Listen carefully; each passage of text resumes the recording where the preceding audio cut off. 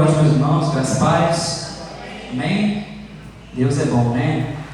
Abra comigo a sua Bíblia no livro de Salmos, de número 24.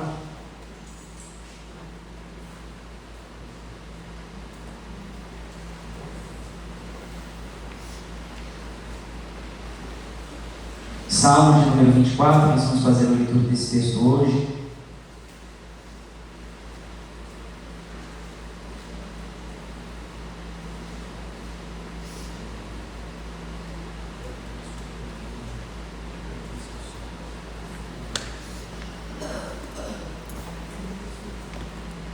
Amém. Salmo de número 24 diz assim: Ao Senhor pertence a terra e a sua plenitude, o mundo e os que nele habitam.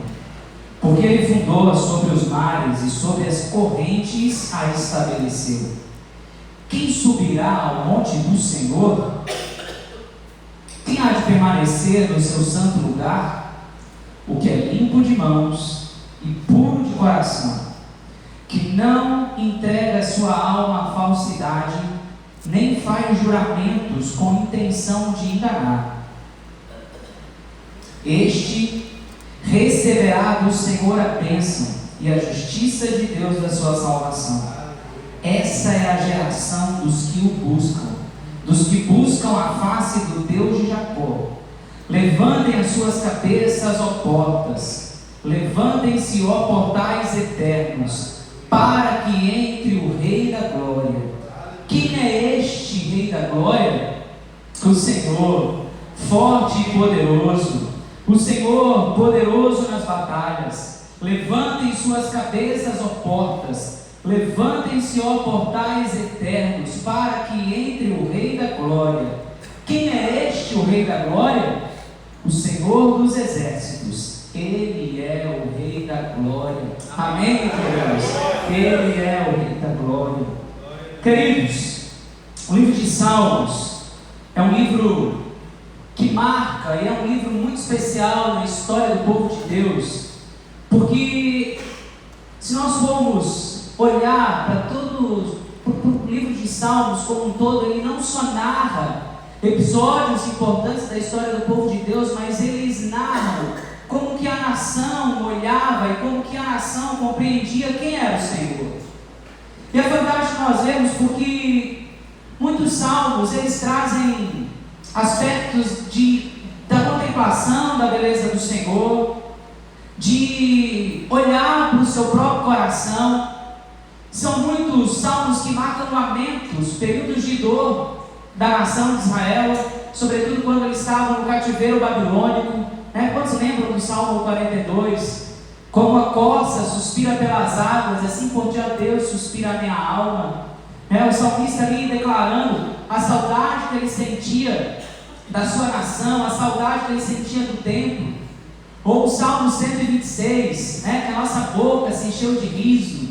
Por um tempo eles estavam tristes, mas agora eles estavam alegres. Salmos que vão narrando e vão marcando episódios da nação de Israel e mostrando a sua dor, a sua alegria, a sua contemplação do Senhor.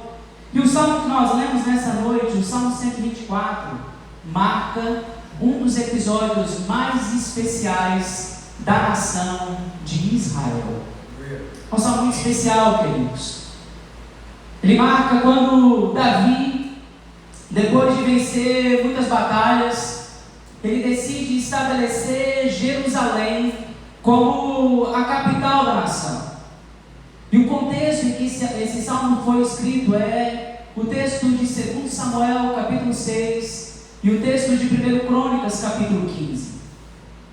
Queridos, olha que momento especial. Davi decide estabelecer Jerusalém como a capital política da nação. Mas, no mesmo tempo em que ele decide colocar Jerusalém como a capital política da nação, ele decide colocar também como centro da adoração de Israel.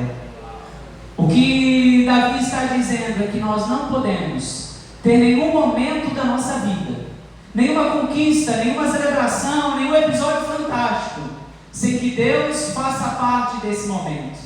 O que Davi está dizendo: eu estou estabelecendo Jerusalém como capital política de Israel. Mas para que isso de fato tenha um sucesso, Deus precisa estar no trono. É isso que Davi está falando. E esse é um momento muito especial. O texto de 2 Samuel, capítulo 6, fala que com muita alegria eles pegam a arca da aliança e eles vão em procissão, levando a arca para Jerusalém.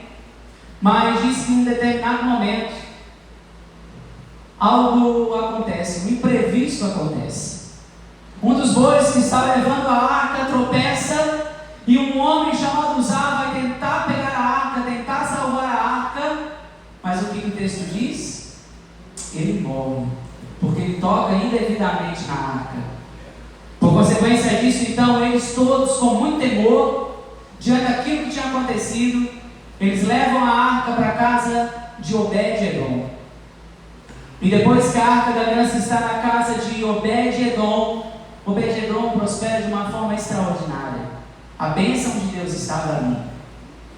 E aí fica por um bom período ali e diz o texto de 2 Samuel que Davi fica sabendo que depois que a arca da aliança chegou na casa de Obed-Edom, a casa de Obed-Edom transformou.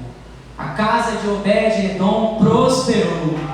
Sabe o que Davi faz? Vamos logo pegar a arca e levar a arca para a cidade santa. Vamos levar a arca para Jerusalém, para que a bênção de Deus se estabeleça no centro do nosso governo. Oh, queridos, que fantástico. Eles levam a arca então para Jerusalém. E é nesse contexto, a caminho de Jerusalém, quando Davi estabelece a arca na cidade, que o Salmo 24 é escrito. E queridos, isso traz para nós princípios extraordinários. A presença de Deus precisa ser o centro da nossa vida. A presença de Deus precisa ser o centro das nossas conquistas. A presença de Deus em nós precisa ser a razão do centro do nosso pensamento.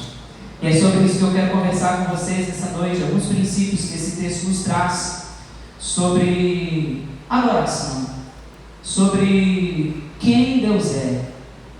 E é isso que eu quero conversar com vocês nesse texto. E eu queria convidar você a deixar a sua Bíblia aberta no Salmo 24, que nós vamos recorrer para ele, para que a gente possa entender certinho o que Davi quis mostrar nesse salmo. E o primeiro lugar que nós vamos ver, Davi dizendo que a soberania de Deus, ela é absoluta. Os versículos 1 e 2 vão dizer: ao Senhor pertence a terra e a sua plenitude, o mundo e os que nele habitam, porque ele fundou-a sobre os mares e sobre as correntes a estabeleceu. Olha que fantástico isso, queridos. O rei de Israel, Davi, que tinha toda a autoridade de governo, ele está dizendo: eu poderia ser reconhecido como rei soberano, mas eu não sou soberano. Quem é soberano é o Senhor, porque o Senhor é que criou todas as coisas. O Senhor criou os céus, o Senhor criou a terra, a sua plenitude. Ele estabeleceu, ele que fez a separação das águas sobre a terra seca. Quem é soberano é o Senhor. E queridos, esse é o primeiro princípio que nós precisamos aprender. Não só para prosperarmos na vida, mas para vivermos uma vida de paz, uma vida plena. Reconhecemos que isso nós não somos Senhor de nada. Quem é soberano é o Senhor. O Salmo começa dizendo que Ele é soberano sobre a criação. E Ele durante todo o Salmo vai expressar, Ele vai nos mostrar que o Senhor está envolvido em todas as coisas da vida humana. Ele é soberano. Aleluia. Queridos, eu acho que a partir do momento que nós entendemos de fato e na prática que o Senhor é soberano sobre todas as coisas, eu acho que sai um fardo tremendo das nossas costas e o nosso coração descansa. Parece que nós já ouvimos tantas vezes que o Senhor é o Criador, que o Senhor é soberano, mas quando eu comecei a meditar nesse texto e pensar que Ele é o Senhor da criação, queridos, o que havia antes da criação? O que havia? Bíblia vai dizer que havia o caos. Era o caos que havia antes da criação. O texto vai dizer que a terra era sem forma e vazia. Não havia nada, mas com apenas uma palavra: haja, haja. Deus trouxe ordem ao caos. Ele estabeleceu a terra, Ele estabeleceu os seres viventes, Ele separou a terra da água, Ele criou eu e você. Do nada houve tudo, porque Ele é soberano. E quantas vezes, queridos, a nossa vida parece como era antes da criação: caos, sem forma e vazia. Parece que esses momentos de dor, de conflito, de angústia, e é nesse momento que nós precisamos reconhecer que Deus é soberano, que Ele é Senhor de todas as coisas, que Ele é o Senhor de tudo. E eu acho tão fantástico, queridos, porque o salmista vai dizer que Ele é soberano. O Senhor pertence à terra e à sua plenitude, o mundo e os que nele habitam. Eu e você pertencemos a essa verdade, querido. Nós somos criação do Senhor. Nós não somos simplesmente resposta do acaso, mas nós somos criados pelo Senhor. Nós somos projetos do Senhor. Nós somos feitura da sua mão. Nós somos resposta não do acaso, mas nós somos resposta da soberania de Deus, do governo de Deus. Amém, queridos? E o salmista continua dizendo que o Senhor é soberano. Ele é soberano absoluto, mas esse Senhor que fez os céus e a terra, que Ele é absoluto, mas Ele também é santo. E Ele expressa a santidade do Senhor dizendo: quem subirá ao monte do Senhor? Quem há de permanecer no seu santo lugar? E aí o salmista responde: o que é limpo de mão, o que é puro de coração, o que não entrega a sua alma à falsidade, nem faz juramentos com intenção de enganar. Este estabelecerá a bênção do Senhor, a justiça de Deus e a sua salvação. Essa é a geração dos que o buscam, dos que buscam a face do Deus de Jacó. Queridos, aqui o salmista está dizendo: nós estamos levando a presença de Deus para a cidade de Jerusalém, para a cidade santa, onde será estabelecido a capital política, onde será o governo da nação. Mas se nós quisermos experimentar uma nação próspera, se nós se nós tivermos o desejo de que Jerusalém continue sendo uma cidade próspera, vitoriosa nas batalhas, nós precisamos entender que precisamos ter uma vida reta, um coração santo, um coração voltado para a palavra do Senhor, um coração que é limpo, mãos puras. Deus é santo, queridos, e Ele quer estabelecer Ele quer compartilhar a sua santidade com o seu povo. Jerusalém seria a cidade da adoração. Jerusalém seria a capital não só política, mas também religiosa, o centro da adoração. E como que nós vamos entrar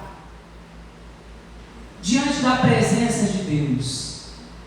Era tão interessante, queridos, porque depois desse período, todo israelita teria que ir para Jerusalém para alguma das festas, alguma celebração religiosa, pelo menos uma vez por ano. Pelo menos uma vez por ano, o povo parava diante da tenda, diante do templo, diante do tabernáculo e começava a adorar. A presença de Deus simbólica estava ali. Mas a Arca da Aliança estava entrando pela primeira vez em Jerusalém. E ele pergunta: de que forma, que povo, que coração nós vamos estar construindo para receber a presença de Deus, para receber a arca? E aqui Davi está estabelecendo um padrão. Ele está dizendo: os que são limpos de mão, puros de coração, que não entrega sua alma à falsidade, nem faz juramentos com a intenção de enganar. O que o salmista está dizendo é que nós precisamos ter uma vida santa em todos os aspectos da nossa vida.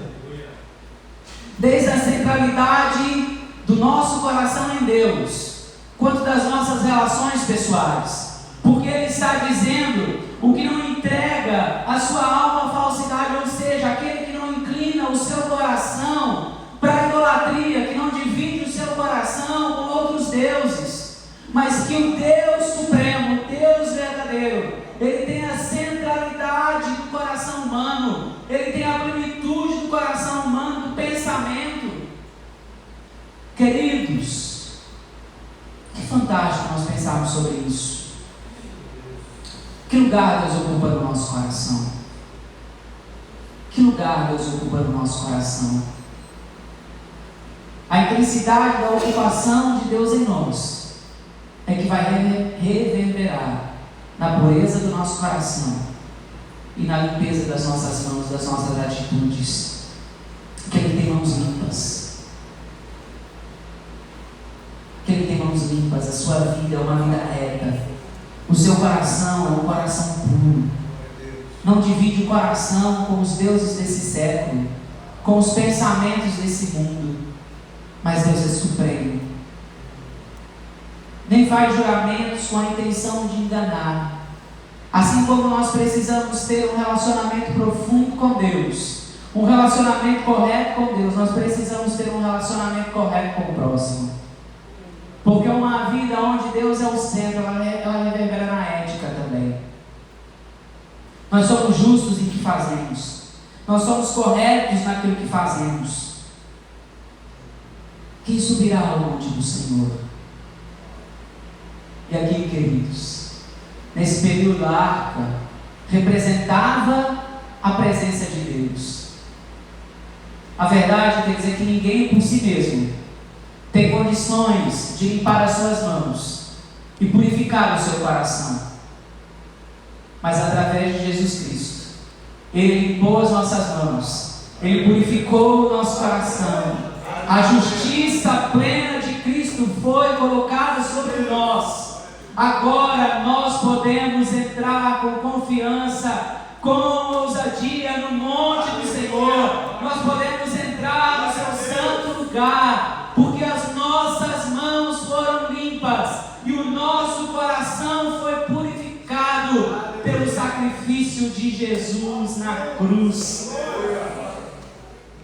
Nós somos livres para entrar na presença de Deus e desfrutar dia a dia dessa transformação poderosa que há em nós.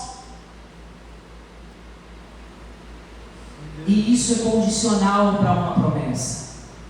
Este receberá a bênção do Senhor. Ele receberá a justiça do Deus da sua salvação.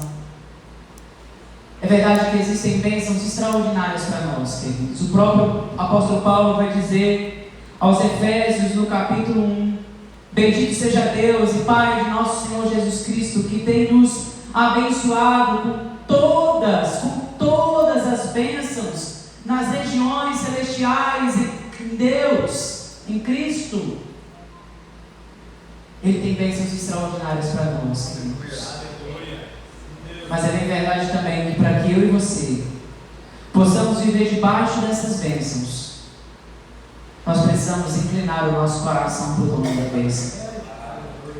Nós não podemos querer viver as bênçãos de Deus, mas viver afastado de Deus, afastado daquilo que Deus deseja para cada um de nós. Essa é a geração dos que o buscam, dos que buscam a face do Deus de Jacó. Buscar a Deus, queridos, é uma das maiores intenções do coração humano. Porque a verdade, queridos, é que o nosso coração é uma fábrica de ídolos. Nosso coração, como disse o pastor aqui no início, é enganoso. O nosso coração quer buscar os seus próprios interesses. Mas feliz daquele que consegue reverter essa realidade.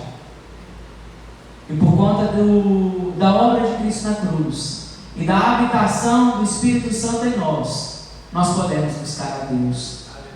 Nós podemos vencer os desejos da nossa carne.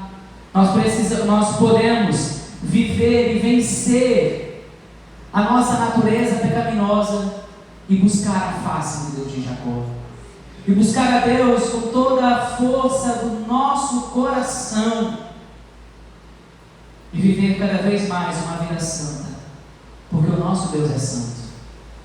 E o Espírito Santo habita dentro de nós para nos santificar como povo de Deus. Amém, queridos?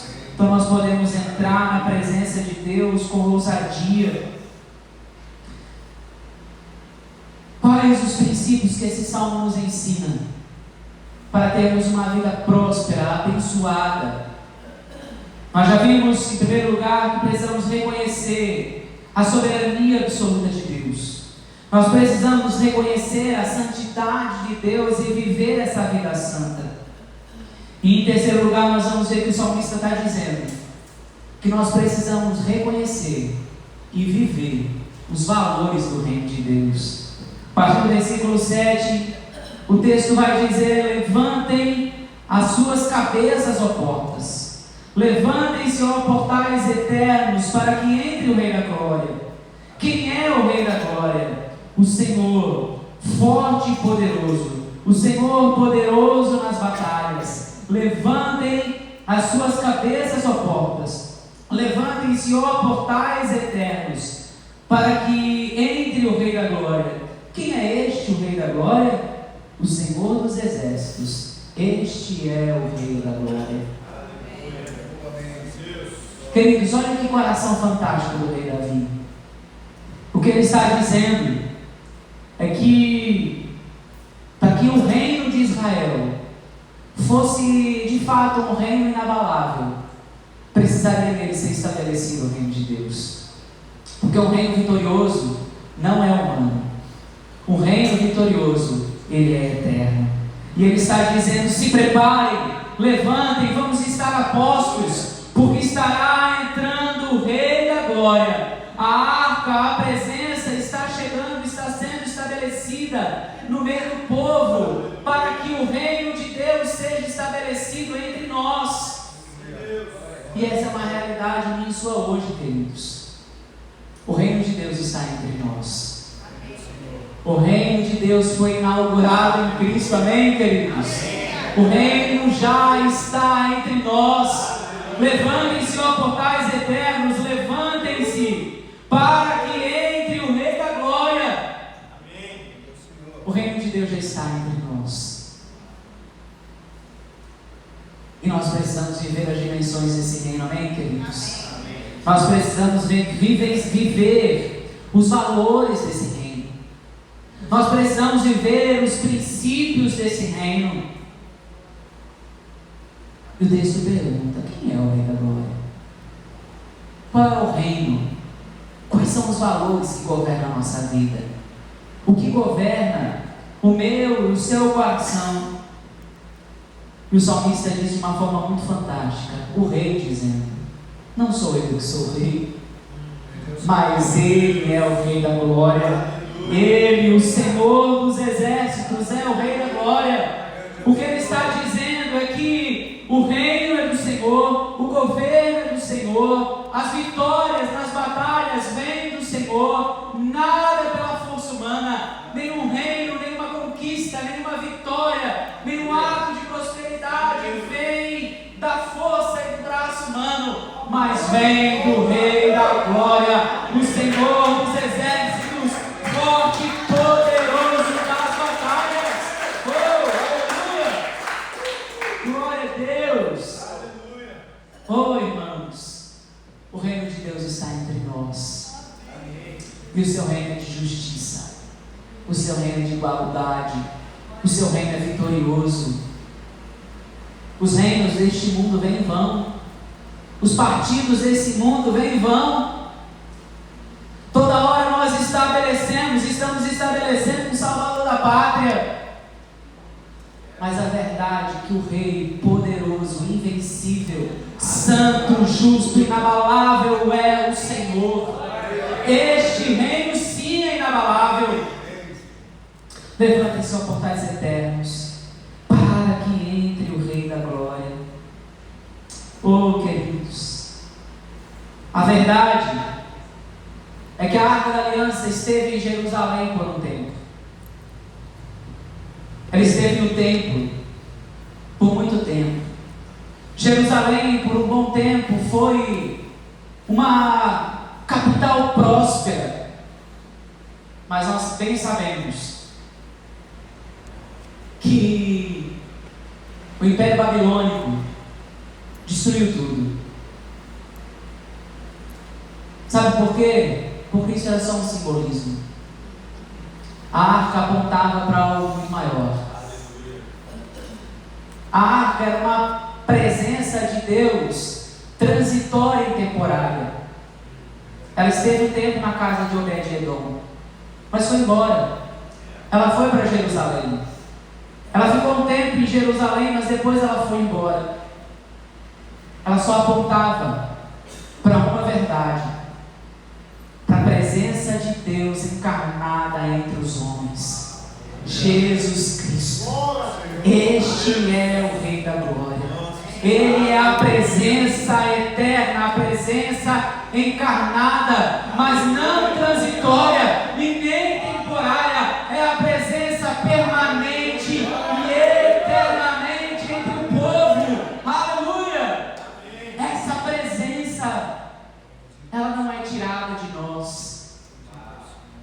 Essa presença é eterna, ela habita, ela é encarnada, ela é a habitação perpétua entre nós e no nosso coração, em nós. Amém, queridos? A Arca da Aliança entrou em Jerusalém pelos portais e ficou ali um tempo. Mas alguns anos depois, a presença de Deus, a verdadeira, permanente, eterna presença de Deus se encarnou e ela andou entre os homens, empoeirou os seus pés, viveu como cada um de nós, entregou sua vida na cruz para que eu e você pudéssemos limpar as nossas mãos e purificar o nosso coração para subir com ousadia ao Monte Santo do Senhor. E esse reino está entre nós, amém, queridos? O reino de Deus foi inaugurado em Jesus. E o nosso coração aguarda com grande expectativa para o dia em que esse reino seja consumado, estabelecido, para que possamos viver eternamente esse reino, que é cheio de justiça, que é cheio de santidade e que é cheio de igualdade, queridos. Mas até lá, eu e você, nós que somos o povo de Deus, precisamos com muita intencionalidade viver os valores desse reino. Nós somos o povo de Deus.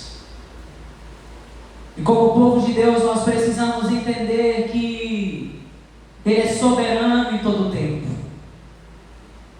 Precisamos reconhecer a sua santidade, não só reconhecer a sua santidade, mas como viver a sua santidade. Reconhecer o seu reino, mas não só reconhecer o seu reino, viver os valores desse reino. E entender que o grande rei, o rei vitorioso das batalhas, o Senhor forte, valente, como um cordeiro, manso, se entregou por cada um de nós. Ele não foi vencido, mas ele se entregou. Ele se entregou na cruz por cada um de nós. E hoje o Espírito Santo habita em nós. Por isso nós podemos responder com grande ousadia: levantai, ó portas, as vossas cabeças. Rasguem os seus corações, abram os seus corações e entenda que a nossa vida é completamente dele. Não há lugar em nós, na nossa mente, no nosso coração, nas nossas emoções, nas nossas intenções, que Ele não faça parte. Mas a verdade, quer dizer, que eu e você precisamos, de fato, nos render à soberania, à santidade e ao governo de Deus. Porque muitas vezes nós queremos estar no lugar de Deus. E Davi, de uma forma tão extraordinária, fez o contrário. Ele, sendo um grande rei, um dos homens, dos reis, mais reconhecido com um poderoso exército, um rei que teve grandes conquistas, que conseguiu unificar o reino, fazer coisas extraordinárias, mas em nenhum momento ele se colocou no centro. Pelo contrário, ele diz: o Senhor que é forte, o Senhor que é poderoso, o Senhor que é valente, Ele que é o grande rei. Que nós possamos aprender, queridos, e buscar com o coração como de Davi, e reconhecer que em muitos momentos da nossa vida, onde tudo parece estar perdido, onde nós olhamos e parece que está estabelecido o caos, mas nós precisamos reconhecer que Ele é soberano, e basta uma palavra: haja, a ordem será estabelecida no caos. Amém, queridos? Talvez nós olhamos para nós e existam tantas áreas da nossa vida que nós não conseguimos vencer ainda. Há tantas áreas da nossa vida que trazem impureza para o nosso coração. Mas existe um lugar, existe um caminho chamado arrependimento, que transforma completamente essa realidade. Porque o sangue de Jesus é poderoso o suficiente para deixar as nossas mãos limpas e o nosso coração puro, e nos libertar de uma vez por todas, completamente, de todas as amarras que nos prendem, de todas as raízes de pecado que nos oprimem, de todos os gigantes da nossa alma que nos amedronta. O sangue de Jesus é suficiente para nos libertar e nos dar vitória de todos os desafios da nossa alma. Amém, queridos? O que nós precisamos fazer? Nos curvar diante da sua santidade e buscarmos ser santo como é santo, e usufruir do nosso lugar direito, que é o Monte Santo do Senhor, que é a sua presença. É lá, queridos, é nesse lugar que nós somos curados, é nesse lugar que nós somos restaurados. O Senhor não vai nos julgar por quem nós somos, mas Ele vai nos libertar de quem nós somos, para fazer de nós a sua vontade. É no Monte Santo do Senhor que toda a natureza de Adão é retirada de nós, para que seja colocada em nós a natureza de Cristo, o Filho perfeito. É quando eu e você reconhecermos o reino de Deus, os valores de justiça do reino de Deus, os valores, os princípios de vida do reino de Deus, que nós vamos viver as bênçãos desse reino também. Amém, queridos? Que nós possamos fazer como Davi. Assim como Davi fez com a cidade de Jerusalém, fazendo de Jerusalém, fazendo da presença de Deus a arca da aliança, a prioridade do seu reinado. Que nós possamos fazer também da presença de Deus, através do sacrifício de Cristo que nos deu esse acesso, e do Espírito Santo que habita em nós, a prioridade da nossa vida. Que nós não venhamos ter nenhum outro tipo de amor, nenhum outro tipo de riqueza, nenhum outro tipo de valor, mas que Ele ocupe o trono da nossa vida, que Ele ocupe o trono do nosso coração. Esse texto nos ensina muito sobre adoração. Adoração não é um ritual. Adoração não é algo que a gente marca um horário para começar e para terminar. Adoração não acaba. Adoração é aquilo que a gente vive na nossa vida. Amém, queridos? Quero convidar você a fechar os seus olhos, a se colocar de pé.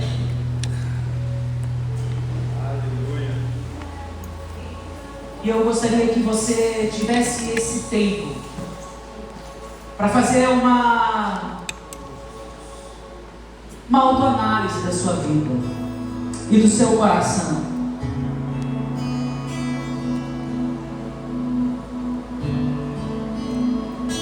Qual é o lugar que Deus tem ocupado no seu coração?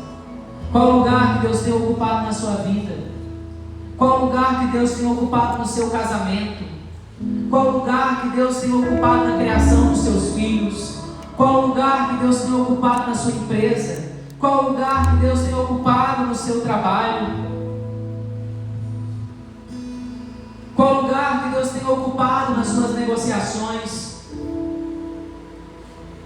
Qual é a visão que você tem de Deus?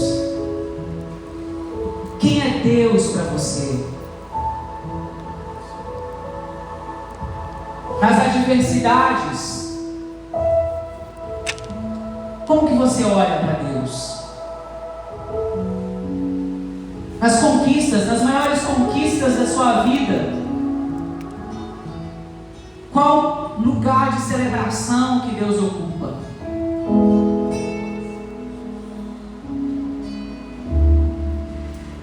Nos momentos de tentação, nos momentos em que o nosso adversário vem nos atacar, vem nos afrontar, quais os recursos da palavra de Deus você usufrui para sair vitorioso?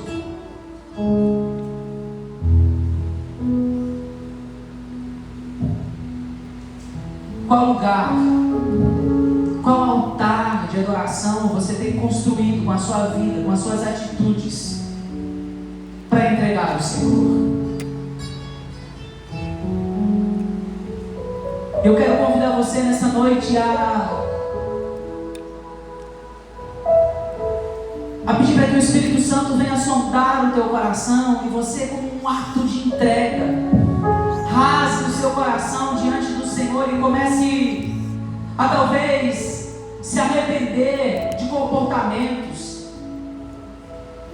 se arrepender da forma com que você tem vivido a sua vida, como se você fosse apenas mais um adepto de uma religião, do que de fato um adorador do Senhor. Deus nunca quis membros de uma igreja, mas Ele sempre desejou um povo com seu coração rendido, que fosse plenamente entregue a Ele. Eu quero convidar você para que possamos levantar neste lugar um altar de adoração, de rendição ao Senhor, mas que nós possamos fazer disso muito mais do que um momento, porque quando as luzes desse lugar se apagarem, quando as portas desse templo se fecharem, esse altar precisa continuar queimando, esse altar precisa continuar sendo intenso, de entrega profunda, de dedicação profunda. Que nós não venhamos fazer da adoração apenas momentos, apenas canções, mas uma vida plenamente entregue a Ele. Por isso eu quero convidar você a fazer dessa canção que vamos cantar agora uma oração de entrega, que você possa render o seu coração. Se preciso for, se arrependa. Se preciso for, se ajoelhe diante da presença de Deus, fazendo entregas diárias da sua vida que você tem segurado com tanta força até hoje, mas não tem experimentado vitória. Mas o texto que nós lemos nessa noite diz que o grande rei, Ele é poderoso das batalhas, Ele é o vitorioso das batalhas, e a vitória dele foi compartilhada comigo e com você. Eu e você podemos sim vencer todos os gigantes da nossa alma. Essa é a noite que nós precisamos, queridos. nas áreas do Senhor. Feche seus olhos e adore a Ele com toda a intensidade, com toda a força do seu coração.